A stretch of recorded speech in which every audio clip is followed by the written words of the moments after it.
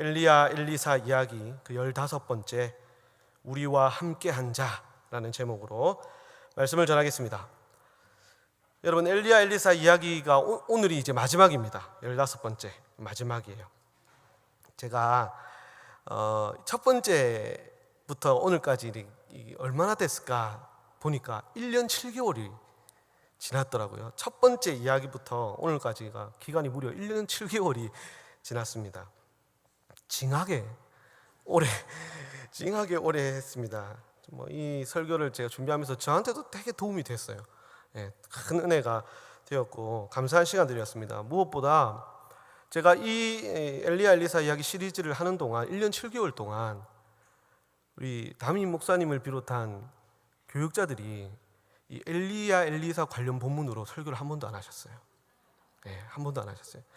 저보다 훨씬 뛰어난 설교자들이고 정말 설교하기 좋은 내용들이 많은데도 저를 배려해 주신 거죠.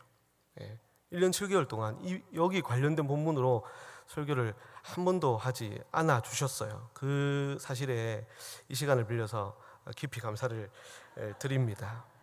그리고 1년 7개월 동안 설교를 들어주신 여러분께도 감사드리고요.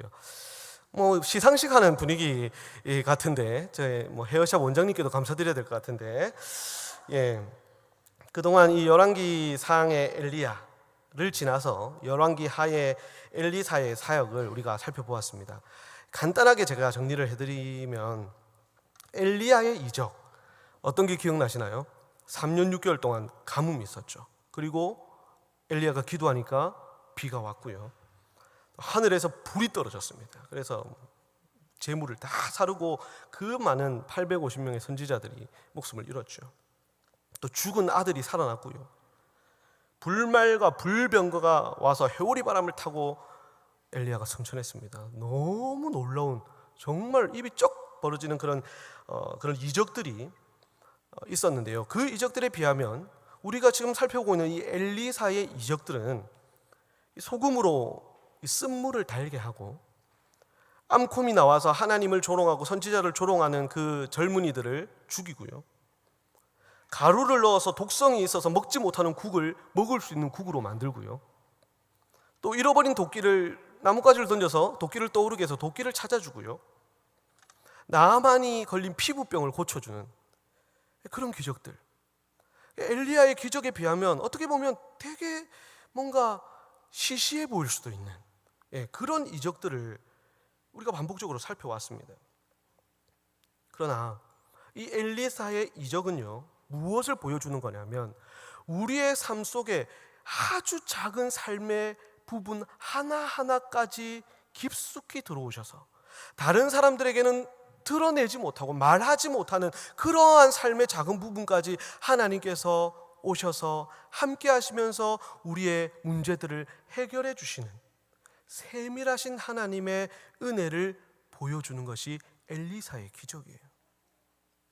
그것이 엘리야 엘리사 이야기의 핵심입니다. 여러분, 열왕기상 19장 내용을 혹시 기억하십니까? 엘리야가요, 이세벨의 위협을 받고 도망을 쳤죠. 그래서 동굴에, 호렙산의 한 동굴에 있었을 때였습니다. 하나님께서 그때 이 엘리야에게 나타나셔서 오셔서 자기의 임재를 보여주세요. 그때 어떤 방법으로 보여주십니까? 강한 바람이 불어옵니다. 돌풍이 불어와서요, 산과 바위를 다 부숩니다. 근데 그 속에 하나님이 계셨습니까? 하나님이 안 계셨어요. 지진이 나옵니다. 지진이 와서 온 산과 땅을 뒤흔들어요. 근데 그 속에 하나님이 안 계십니다. 그 다음에 하늘에서 불이 떨어집니다. 주변을 다 불살랐습니다. 근데 그 속에 하나님이 안 계십니다. 마치 엘리야가 사역하면서 경험했던 그 놀랍고 큰 이적들처럼 그런 일들이 일어났는데 그 속에 하나님이 안 계셨어요. 근데 그 후에 세미한 음성이 들려와요. 자꾸 세미한 음성이 엘리야의 귀에 들려오면서 하나님께서 엘리야에게 말씀하시는데 어떤 말씀을 하십니까? 엘리야야, 너는 지금 여기서 돌이켜서 가라. 그리고 다메섹에 가서 하사엘에게 기름을 부어 아람 왕으로 삼고 예후에게 기름을 부어 이스라엘 왕이 되게 하고 엘리사에게 기름을 부어서 너를 이을 선지자가 되게 해라. 내가 바알에게 무릎 꿇지 아니한 7,000명을 내가 지금 준비하고 있으니까 두려워하지 말고 가라 말씀하세요. 지진처럼, 바람처럼, 불처럼 지금은 그런 역사들이 네 눈앞에 일어나지 않지만 나는 지금 일하고 있어. 이스라엘 백성들의 삶 속에서 그 깊은 곳에서 함께하면서 일하고 있어. 신실하게, 세심하게 일하고 있으니까 그 하나님을 믿으라고 하나님의 모습을 엘리야에게 보여주셨습니다. 우리는 늘 크고 놀라운, 눈이 번쩍 뜨일 만한 이적과 역사들을 갈망합니다. 그러시죠? 하지만 더 놀라운 이적은 사실 하나님이 항상 우리와 함께 하시면서 나의 삶의 작은 부분 하나하나 다 살피시고 세심하게 도우시는 그것입니다.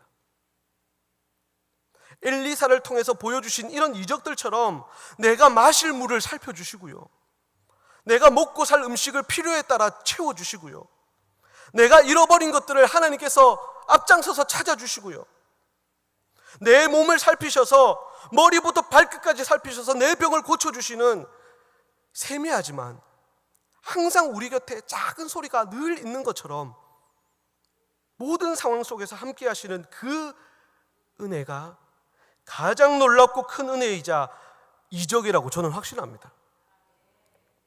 오늘 본문도요, 바로 그 은혜를 너무나도 잘 보여주는 본문입니다. 이스라엘은 아람과 대치 중이었습니다. 아람 왕은 호시탐탐 이스라엘을 무너뜨릴 기회를 노리면서 기습 공격을 감행했습니다. 그런데요, 번번이 실패합니다. 공격을 가려고 하면요, 이미 떠나 있고요, 매복병이 자리 잡고요, 번번이 이런 일들을, 계획들을 막아내기 일순 거예요. 아람 왕이요, 화가 나서 신복들에게 소리칩니다. 아니 어떻게 이럴 수가 있단 말이냐, 어떻게 우리가 계획하는 것마다 그들이 다 알고 있단 말이냐, 우리 안에 분명히 세작이 있는 것이, 간첩이 있는 것이 분명하다, 누구냐? 그러자 신복 중에 한 사람이 말을 합니다. 왕이시여, 아닙니다. 우리 중에 간첩이 있어서가 아니라 이스라엘의 하나님의 사람 엘리사 때문입니다. 그 엘리사가 왕께서 침실 베개 밑에 사는 말까지 다 알고 이스라엘 왕에게 고하고 있습니다. 왕만 몰랐던 거예요. 신하들도 알고 있었던 거죠. 그 말을 들은 이 아람 왕이요, 두려움에 휩싸입니다. 그는 여러 잡신들을 섬기고 또 그 신들을 알아왔지만 이렇게까지 자신의 모든 것을 꿰뚫어 보면서 인간사이에 이렇게까지 개입을 해가지고 사사건건 하나하나 살피고 돕고 나에게 실패를 안겨주는 그런 신을 만나본 적이 없는 거예요. 그런 신의 선지자를 만나본 적이 없는 거예요. 그가 지금까지 믿어왔던 이 아람의 림몬 신이나 바알 신은요, 사실 자기 먹고 살기 바쁜 신들이었거든요. 인간 사이에 그렇게 개입을 하지 않고요, 자기들끼리 싸우고 전쟁하고 자기들의 세력을 넓혀가는 그런 신들이었거든요. 그런데 이렇게 인간 사이에, 인간의 삶 속에 이렇게 깊이 들어와서 이런 것들을 살피고 보호하고 실패를 또 안겨다주는 이런 신을 만나본 적이 없었던 그가 두려웠습니다. 여러분 11절에 보면 마음이 불안하여 라는 표현이 있어요. 마음이 불안하여. 이 표현이요, 그냥 걱정된다라는 정도의 의미가 아니에요. 이 마음이 불안하여라는 단어가 원어에는요, 어떤 표현이냐면 동사인데 회오리 바람이 분다라는 동사예요. 그 마음에 회오리 바람이 불었다. 이걸 명사로 하면 회오리 바람으로 명사로도 쓰이는데, 이 회오리 바람이라는 단어가 어디 한 군데 나오냐면 엘리야가 승천할 때 하나님이 보내신 불말과 불병거가 딱 그 사이를 가르고요, 회오리 바람이 와서 엘리야를 데리고 올라가잖아요. 그 똑같은 단어를 지금 여기에 쓰고 있습니다. 왜 이것을 쓰고 보여주는 걸까요? 지금 아람 왕이 겪고 있는, 이 아람이 겪고 있는 이 놀라운 일들의 주체가 하나님이시라는 것을 보여주는 거예요. 하나님이 한 것이고 그 아람 왕이 지금 하나님의 역사 앞에 벌벌 떨고 불안해하고 있다는 것을 지금 보여주는 거예요. 아람 왕이 두려웠습니다. 그래서 당장 엘리사를 찾아라, 그를 잡아 죽여야 되겠다라고 했고요, 엘리사가 지금 도단성에 있다는 정보를 입수합니다. 수많은 말과 병거를 보내죠. 군사를 보내서 그 도단성을 에워쌉니다. 아마 이때는요, 성경에 내용은 없지만 말로 계획을 안 짰을 거예요. 계획을 안 세웠을 겁니다. 다 아니까요. 뭐 했을 거예요? 글로 했었을 수도 있습니다. 우리가 도단성 이렇게 하면서 글로 이렇게 작전을 짜면서 이렇게 해서 왔겠죠. 도단성까지 오는데 아무 일도 없어요. 도단성을 다 포위를 했습니다. 됐다 싶었을 거예요. 자, 이른 아침이 되어서 엘리사의 사환 게하시죠. 그 이름이. 그가 성벽에 올라왔다가 이 성을 둘러싸고 있는 수많은 아람 군대를 발견하게 됩니다. 그가 겁에 질려가지고 엘리사에게 소리를 쳐요. 아, 내 주여, 우리가 어찌하리까? 큰일 났습니다. 저것을 보십시오. 큰일 났습니다. 라는 거죠. 게하시는 지금 그들 앞에 당면한 문제, 그 문제 때문에 눈이 어두워졌어요. 보고 있는데 보지 못하고 있어요. 무슨 말이냐면 육신의 눈은 떠서 자기 앞에 당면한 이 아람 군대라는 이 문제는 보이는데 뭐가 안 보여요? 하나님의 은혜가 안 보이는 거예요. 그동안 얼마나 많은 하나님의 은혜와 역사를 이 사환 게하시가 얼마나 많이 경험을 했습니까? 근데요, 이 큰 문제를 딱 직면하게 되니까 다 까먹어버리는 거예요. 다 잊어버리는 거예요. 그동안 하나님께서 나의 삶 속에 베풀어 주셨던 그 놀라운 은혜들을 그 순간 다 까먹어버린 거예요. 그리고 문제만 보고요, 큰일 났습니다, 우리 죽었습니다 하고 있는 거죠. 마치 광야 이스라엘 백성들을 보는 것 같지 않으세요, 여러분? 좋았다가, 믿음이 좋았다가, 또 원망했다가, 감사했다가, 불평했다가, 그런 모습과 같습니다. 15절에 보면 이 게하시를 어떻게 소개하고 그에게 어떤 수식어를 쓰고 있냐면 하나님의 사람의 사환이라고 쓰고 있어요. 이렇게 잘 안 써요. 하나님의 사람의 사환이라는 그 글을 소개하고 있는데요, 이 소개도 하나님의 은혜를 그토록이나 경험했던 이 사람이 자신이 당면한 이 세상의 문제 앞에 어떻게 되는가를 보라는 거예요. 이렇게 되어버린다는 것을 보여주고자 하는 저자의 의도예요. 그가 하나님의 사람의 사환인데 그가 하는 내뱉는 말, 그가 불안했던 것을 한번 보라는 거예요. 여러분, 우리도 그럴 수 있습니다. 문제 앞에 그동안 받았던 은혜가 싹 사라져 버릴 수가 있습니다. 은혜 받았던 경험이 기억에서 사라지고요, 문제밖에 안 보이게 되는 거죠. 보는 것에 너무 약한 것이 사람입니다. 하지만 여러분, 우리 이름 앞에 붙어있는 수식어는 무엇입니까? 하나님의 사람 누구누구, 성도 아무개, 그리스도인 누구누구. 그 이름에 맞게 말하고 그 이름에 맞게 생각하고 사는 사람이 되어야 되는 거예요. 문제에 휘둘리지 않는, 문제가 있어도 하나님을 신뢰하고 하나님의 역사를 볼 수 있는, 믿음으로 고백할 수 있는 그런 믿음의 사람이 되어야 하는 것입니다. 자, 이 순간에 엘리사는 어떻습니까, 여러분? 너무 태평하다 못해 평안합니다. 이 상황에서 전혀 걱정이 없는 말투로 엘리사가 이렇게 말합니다. 16절 말씀이에요. 두려워하지 말라. 우리와 함께한 자가 그들과 함께한 자보다 많으니라. 여러분, 아멘이십니까? 두려워하지 말라. 우리와 함께한 자가 그들과 함께한 자보다 많으니라. 우리는 아멘인데요, 당시 이 사환은요, 순간적으로 이렇게 생각했을 거예요. 이게 무슨 궤변인가? 드디어 주인님이 정신이 어떻게 되신 건가? 너무 놀라가지고 헛것이 보이는 건가? 그래 생각했겠죠. 하지만 아닙니다. 그것은 사실입니다. 명백한 실제였어요. 마치 스텔스 전투기처럼, 여러분 스텔스 전투기 들어보셨어요? 예. 하늘에 분명히 하늘을 날고 있는데 레이더가 잡을 수가 없어요. 여러 기술이 집약되어 있어가지고요, 그 레이더가 그것을 잡아내지 못해요. 하지만 실제로 이 스텔스 전투기는 하늘을 날고 있어요. 지금 게하시의 레이더에는요, 그것이 안 보이는 거예요. 하지만 실제하는 거예요. 이 역사가, 이 하나님의 임재가 실제하고 있는 것이죠. 그때 엘리사가 사환을 위해서 이렇게 기도해 줍니다. 하나님, 이 사람, 이 청년의 눈을 열어서 보게 하옵소서. 육신의 눈이 아닌 영안을 열어달라는 기도였습니다. 그러자 하나님이 그의 영안을 열어서 영적인 세계를 보게 하시는데 17절 말씀이에요. 여호와께서 그 청년의 눈을 여심해 그가 보니 불말과 불병거가 산에 가득하여 엘리사를 둘렀더라. 과거 엘리사의 스승 엘리야를 호위해서 하늘로 올라갔던 그 불말과 불병거, 그 불말과 불병거가, 하늘의 천군 천사가 이제는 이 엘리사를 지키고 그를 호위하기 위해서 하늘로부터 내려와서 둘러싸고 있는 거예요. 아람 왕이 건드리지 못하도록, 아람 군대가 건드리지 못하도록 엘리사와 도단성을 둘러싸고 있는 것이죠.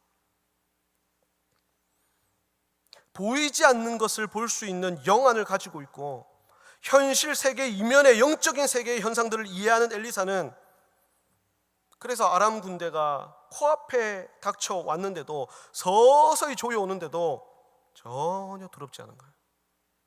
평안했던 것입니다.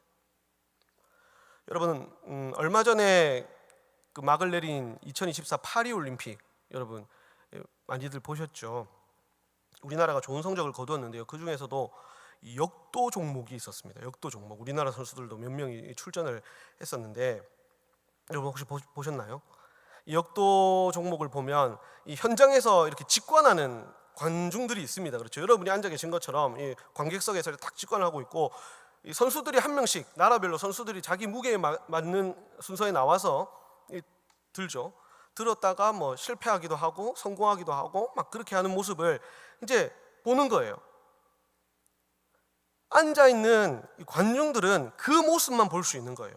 그런데 눈으로 볼 수 없는 그 무대, 그 경기가 펼쳐지는 무대 뒷면을 카메라가 한 번씩 보여줘요. 카메라가 싹 가서 그 무대 뒷면을 카메라가 비춰주는데, 거기는 더 전쟁터예요. 여러분 보셨습니까? 코치들이요, 선수를 둘러싸고요, 그들이 막 다리를 풀어주고 어깨를 풀어주고 있고요, 컨디션을 체크하고 막 부채질을 하고요, 막 이야기를 나누고 있고요. 또 선수들은요, 스트레칭도 하고 이 바벨을 들었다 내렸다 하면서 몸도 풀고 있고요. 그것뿐만이 아니에요. 계속 눈치 싸움이 벌어져요. 우리 자국의 선수 말고 타국의 선수가 과연 성공하느냐 실패하느냐, 그 결과에 따라서 계속 고치는 거예요. 키로수를 계속 고쳐요. 몇 번을 했다가 몇 번을 했다가, 그 결과에 따라서. 우리나라 선수가, 이 코치가 너무 늦게 이걸 하는 바람에 막 달리면 허리띠를 쪼으면서 달려나가고 5초 만에 이걸 들다가 실패해가지고 탈락하기도 했었어요. 어떤 면에서 우리 삶도, 우리 인생도 역도 경기의 그런 모습과 비슷합니다. 우리가 직접 눈으로 보고 몸으로 경험할 수 있는, 우리가 살아가는 실제 현실 가운데서도 선과 악의 싸움은 있어요. 그렇죠, 여러분? 우리가 볼 수 있어요. 경험할 수 있어요. 선과 악의 싸움이, 옳은 것과 그른 것의 싸움이 일어납니다. 마치 이 역도 경기에 현장에 있는 관객들이 그 선수들이 경기하는 그 장면을 볼 수 있는 것처럼 말입니다. 그런데 그것은 전체 싸움의 일부분만 보고 있는 거예요. 진정한 싸움은 우리가 눈으로 보는 그 무대 뒷면에서 일어나고 있어요. 거기에서 하늘의 군대와 악의 군대, 지옥의 군대가 대치하고 있어요. 더욱 치열한 영과 육의 싸움, 선과 악의 영적인 싸움이 그 이면에서 벌어지고 있는 거예요. 그곳에서, 그 영적인 전장에서 하나님께서 하늘의 군대를 우리에게 보내셔서 우리를 지키고 계신 겁니다. 그런데 그 사실을 모르니까요, 눈에 보이는 것에 두려워하는 거예요. 눈에 보이는 것만 보고 두려워하는 거예요. 낭망하는 겁니다. 눈앞에 들이닥친 이 아람 군대는 내가 도저히 이길 수 없는 것이다, 해결할 수 없는 문제다라고 포기해버리는 거죠. 낭망하는 것이죠. 그렇게 되니까 자연스럽게 하나님의 능력을 과소평가하게 됩니다. 하나님께서 역사하실 수 있도록 그 무대를 하나님께 내어드려야 되는데 그것을 하지 못하고요, 그냥 무대를 엎어버리고요, 그 무대를 뒤로 한 채 가버리는 것이죠. 에베소서 6장에 바울 사도는 이렇게 말을 합니다. 우리의 씨름은 혈과 육을 상대하는 것이 아니요 통치자들과 권세들과 이 어둠의 세상 주관자들과 하늘에 있는 악의 영들을 상대하는 것이다. 그러니까 눈에 보이는 싸움이 진짜 싸움이 아니라 그 뒤에 영적인 싸움이 있다라고 말을 하고 있는 거예요. 그게 진짜 싸움이라는 것이죠. 그래서 뭘 하라고 합니까? 전신갑주를 취하라. 전신갑주를 취하라. 말씀을 붙들어라. 믿음을 가져라.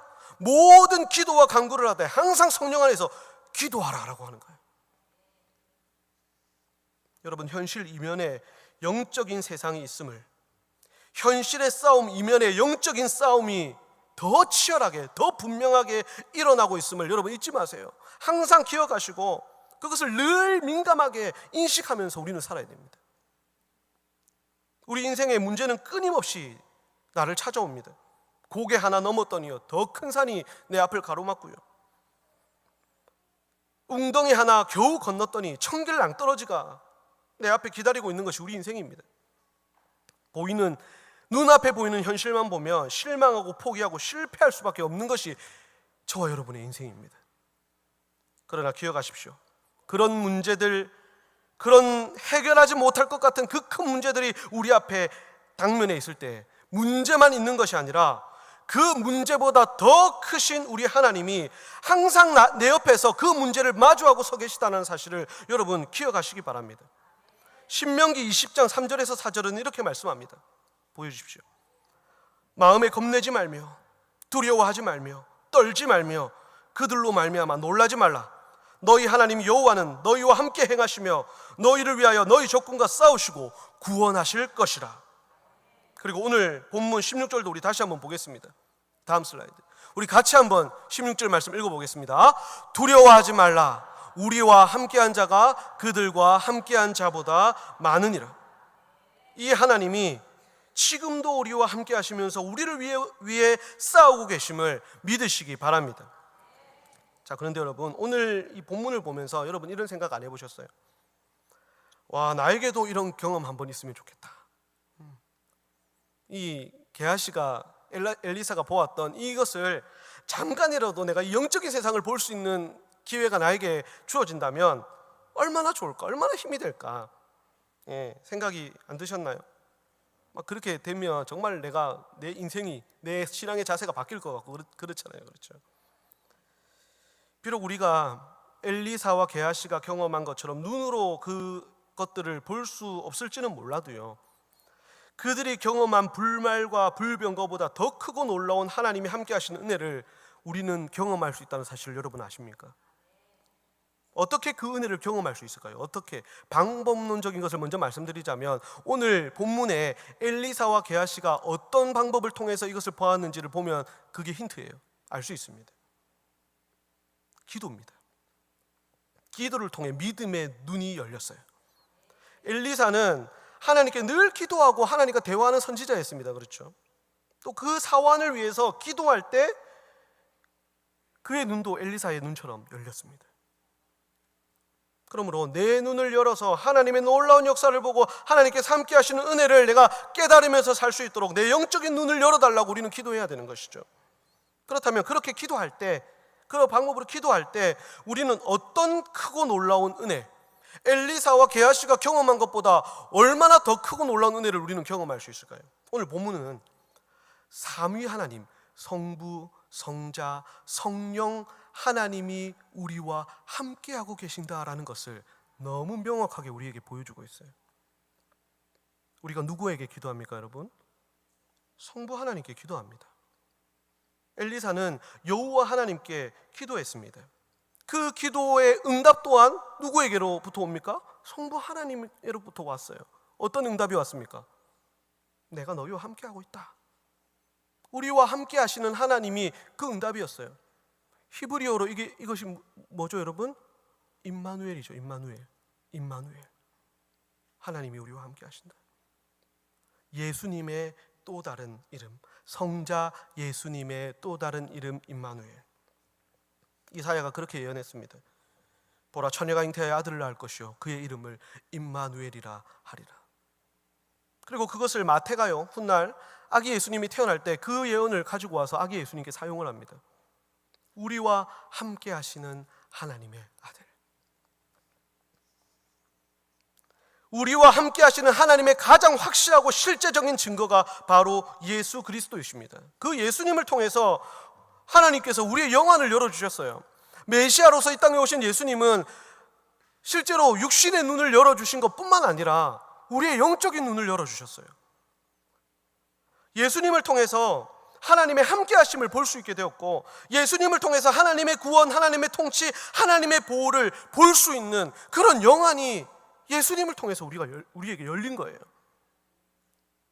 오늘 본문은 엘리사의 기도로 게하시의 눈이 떠지는 이 사건을 통해서 하나님으로부터 이 땅에 오셔서 우리와 함께 하시고 우리의 영적인 눈을 열어주시는 그 예수 그리스도를 보여주고 있는 거예요. 엘리사는 천군 천사를 보고 우리와 함께한 자가 그들과 함께한 자보다 많다라고 그렇게 고백을 했죠. 훗날 사도 요한은요, 복음으로 고난받는 이 땅의 교회와 그리스도인들을 향해서 이렇게 말해요. 요한 1서 4장 4절 말씀입니다. 너희 안에 계신 이가 세상에 있는 자보다 크시니라. 이 은혜는 엘리사도 게하시도 누리지 못했어요. 그런데 저와 여러분은 누리고 있으니 얼마나 감사합니까? 얼마나 더 크고 놀라운 은혜입니까? 자, 그리고 마지막 성령 하나님의 은혜인데요, 여러분 신약 성경에 오늘 본문과 가장 비슷한 장면이 기록된 부분 어디일까요? 성도들이 모여서 예수님 의지해서 예수님의 이름으로 기도를 모여서 할 때 마치 불말과 불병거가 하늘로부터 온 것처럼 불로 하나님이 응답해 주셔서 하나님이 임재를 보여주시는 장면, 어떤 장면이죠? 오순절 성령 강림 사건입니다. 초대교회 성도들이 한자리에 모여서 예수님의 약속을 의지해서 예수님의 이름을 붙들고 기도할 때 성령의 불이 거기 모인 사람들에게 모두에게 임했습니다. 그 순간 그들의 닫혔던 영적인 눈이 열리면서 하나님의 임재를 모두가 보았고요, 이 바벨탑 사건 때 나누어졌던 언어가 그때 잠깐이었지만 그리스도의 복음 안에서 하나가 됩니다. 말이 다 통하게 되죠. 그렇게 성령 충만했던 이 사람들, 이 제자들이 성령 충만해가지고 그 복음을 가지고 자신 앞에 죽음과 핍박의 문제가 있었음에도 불구하고 떨지 않고요, 두려워하지 않고요, 당당하게 나와서 온 유대와 사마리아와 땅끝까지 이르러서 주의 복음 증거했어요. 오늘 본문이 우리에게 보여주고자 하는 그것이 우리 가운데 오셔서 늘 우리와 함께 하시고 우리를 지켜주시고 우리 가운데 역사하시고 하나님의 말씀과 그리스도의 은혜를 깨닫게 해주시는 성령 하나님의 은혜를 오늘 본문은 우리에게 보여주고 있어요.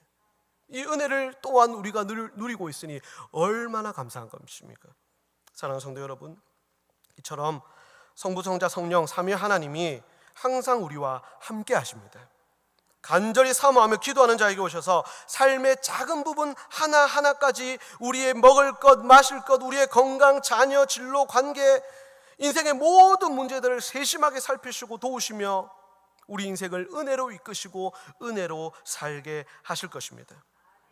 우리가 이 사실을 알고 또 믿는다면 문제 앞에서도 당당할 수 있습니다. 사환처럼 내 주여, 내 주여 어찌하면 좋습니까? 풍랑 앞에 제자들처럼 우리가 죽겠습니다 라고 하는 것이 아니라 홍해 앞에 모세처럼, 골리앗 앞에 다윗처럼, 아람 군대 앞에 엘리사처럼 당당할 수 있는 겁니다. 문제 앞에서도 그 믿음으로 기도하시고 응답 받으시는 저와 여러분 되시길 예수님의 이름으로 간절히 축복합니다. 아멘.